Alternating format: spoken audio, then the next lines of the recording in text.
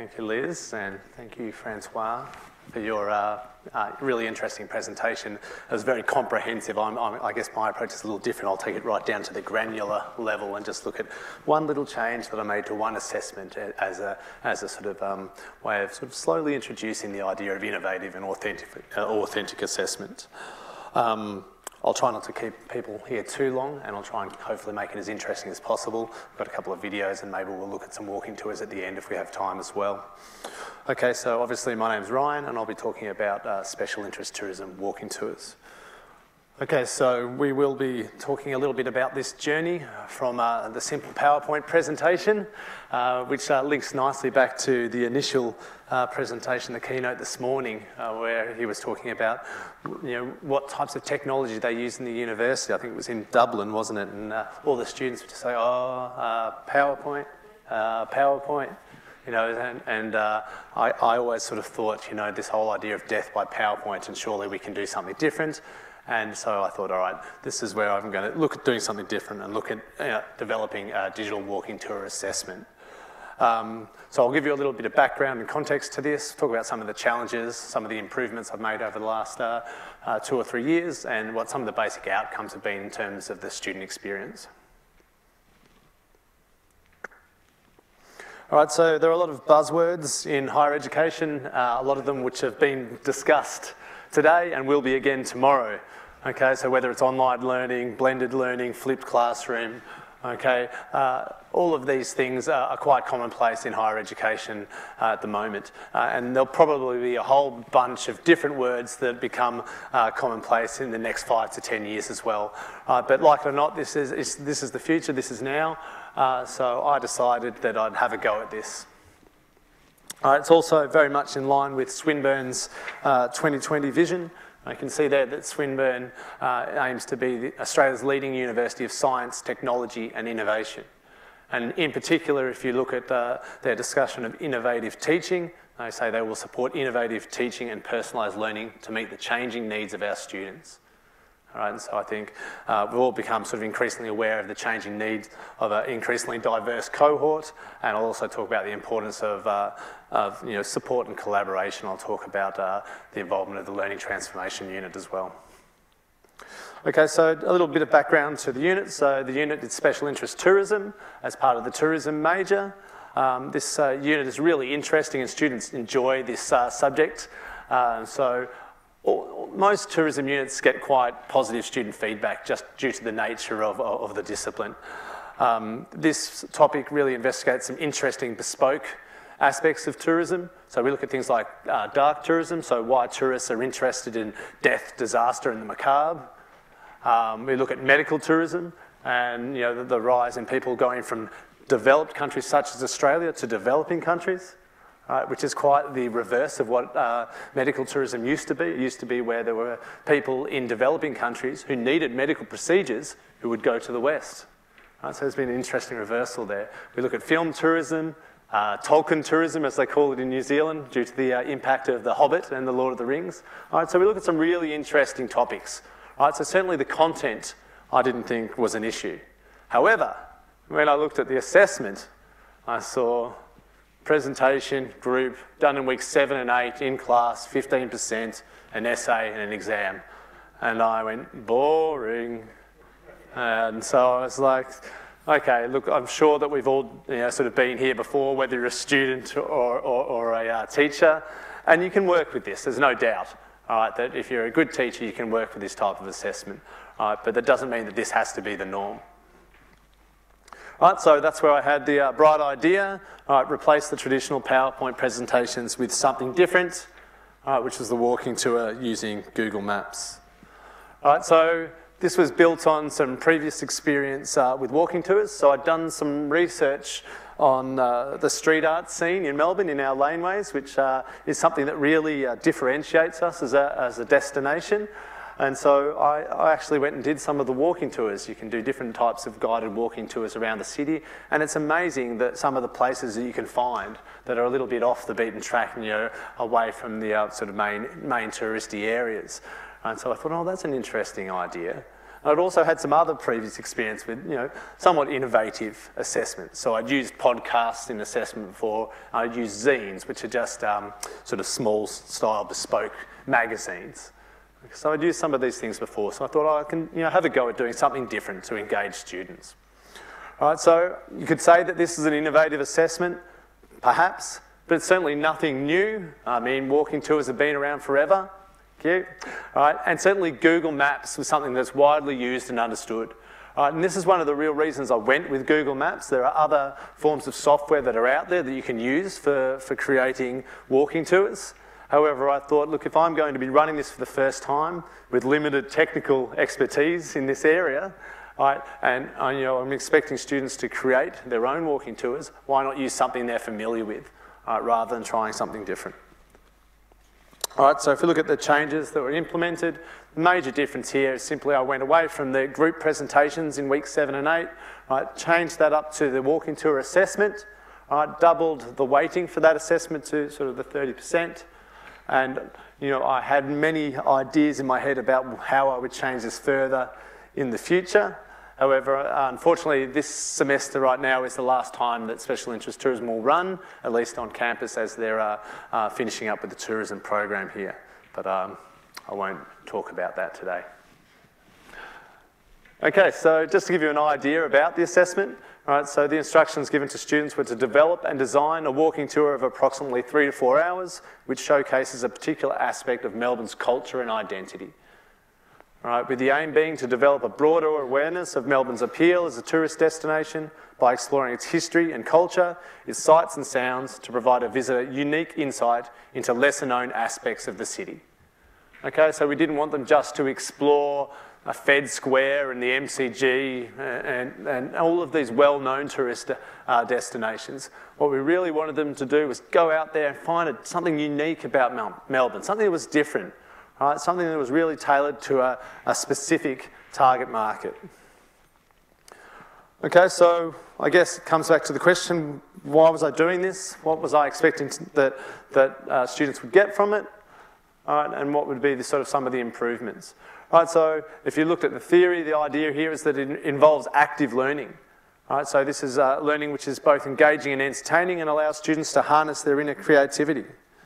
Okay, so students actually go out into the field, right? So they're in their groups, they go out into Melbourne, they explore the laneways, they go to the rooftop bars, they go to the cafes, they explore the parks and gardens, whatever it might be, right? But they're actually out there doing it, so they're actively involved, okay, in this assessment. All right, so importantly, this also encourages social interaction. All right, this has multiple benefits, so it can help in terms of avoiding isolation for some students who might not feel that they belong to a group and they might not know Melbourne. They could be international students. It also helps with those soft skills where people have to actually go out and communicate, talk to people. Right, so there certainly were some benefits there. Right, importantly, it frees up class time. So it's almost an example, I guess, of the flipped classroom. Right, so instead of in week 7 and 10 doing those, 7 and 8 doing those presentations, which is fine, okay, instead of doing that, they were creating these maps. So that meant in weeks 7 and 8, I was able to delve into other interesting areas of special interest tourism. I was able to introduce new concepts that I wasn't able to, purely due to sort of time restrictions. And sort of an unforeseen benefit was also the fact that it helps to avoid plagiarism.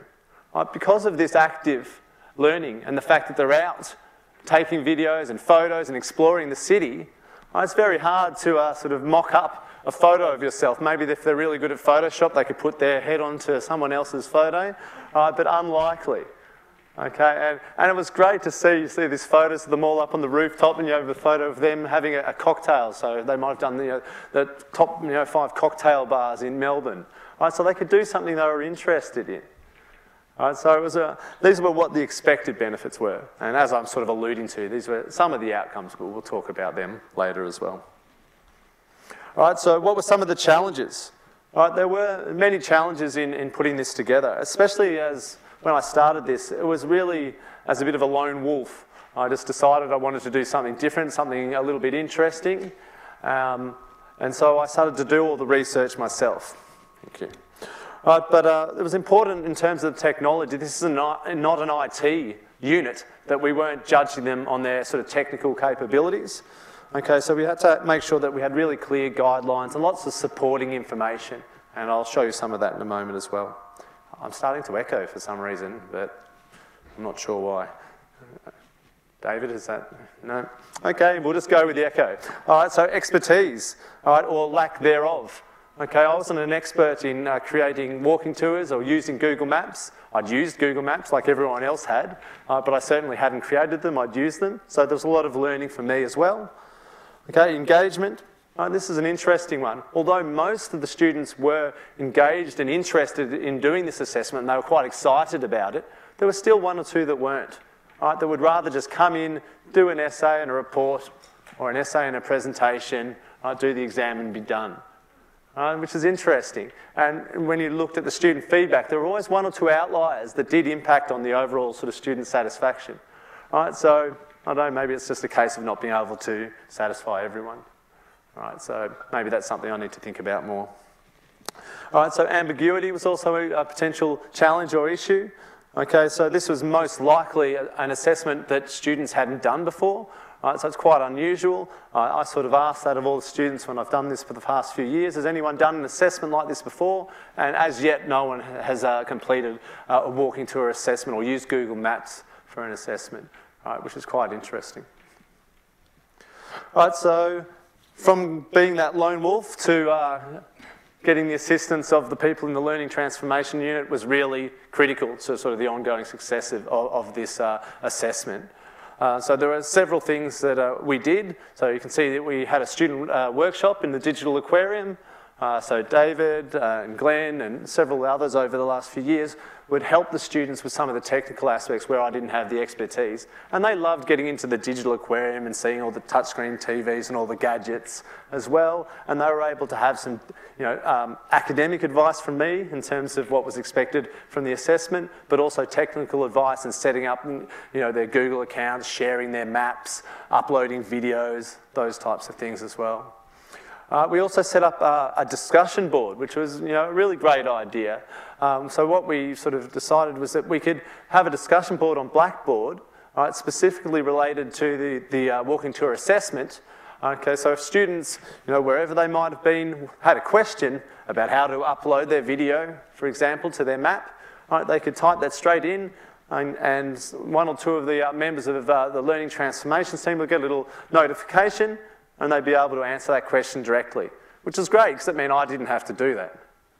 Saving me a little bit of time, having to go to Glenn or to David and saying, wait a minute, the students are having problems doing this. They were kind enough to offer their time to be able to answer those questions directly. We also had a short instructional video. How much time have I got? Have I got time to show a little bit of this? Okay. All right, maybe we won't show the video, but it's a great instructional video which my main man over there, David Yamuni, who's on the camera again, helps me develop. So we started with the first a minute or so of myself explaining the assessment and the requirements. And then the second part of the video went on when David went on to explain some of the technical issues, so how to set up the account, and then how to share, how to set your route, your landmarks. So it was really useful, and students could obviously come back to that at any time as well. In 2015, there was another interesting development. I'm going to have to go very fast, which saw some industry engagement. So I reached out to people at the City of Melbourne, or Tourism Melbourne, and they were interested in being involved. So they provided some resources in terms of some reports they had on the use of digital maps. They talked about what they would want from the development of a walking tour.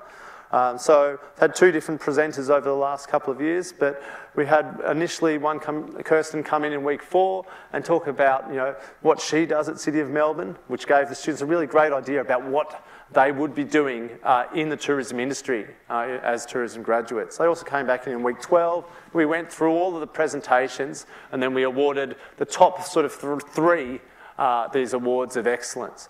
So this was great because, as you see, it anchored the assessment in reality, it provided clarity around the scope and the expectations, so we had the City of Melbourne boundaries, it also talked about what they would want and provided that extra motivation for students. So we had the photo there of them getting their awards, All right, and that's just a sort of snapshot of the Certificate of Excellence as well.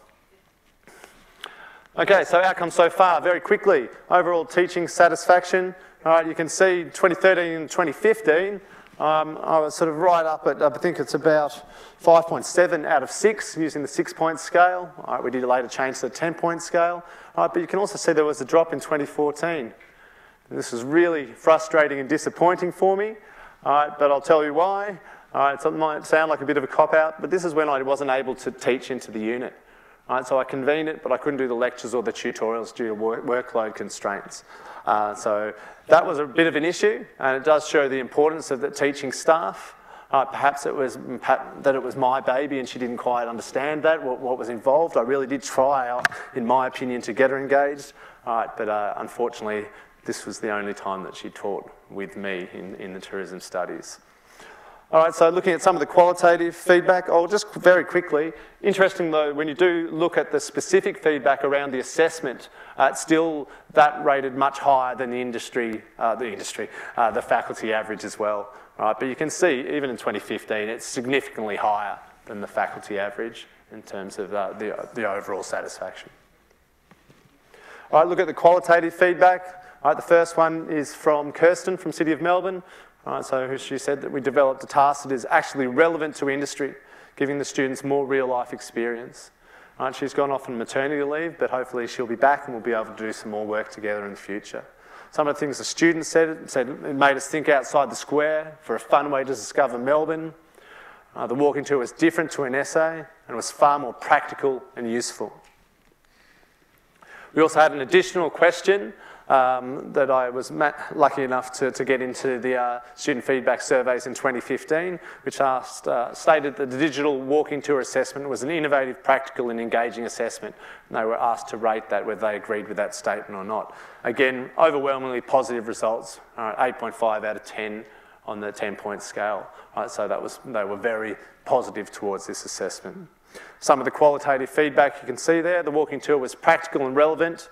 I like the practice walking around the CBD with your mates. It makes the assignments more interesting. So there's that social aspect again.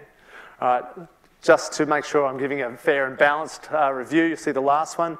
Maybe you could record what people did in the groups, as some did way more than others. All right, so there's that, sort of eternal issue with group work, okay, about social loafing, about who's contributed what. And unfortunately, even with something like the walking tours, that issue still came to the fore every now and then, really only with 1 or 2 groups. So you could always sort of know there was 1 or 2 students who weren't happy with how things worked out in their group. All right, so to finish up, so I know I've probably got only a minute or so, some of the lessons learned. All right, certainly it requires a lot of time and commitment in the early stages of development in particular. It requires a high level of staff commitment, as was made evident in the graph I showed you later. Okay, so whether it's from the convener, the lecturer, or the tutor. Students do appreciate the effort. I had many students, anecdotally, they came up to me and said that's the best assessment they've ever done at university and how much they loved it.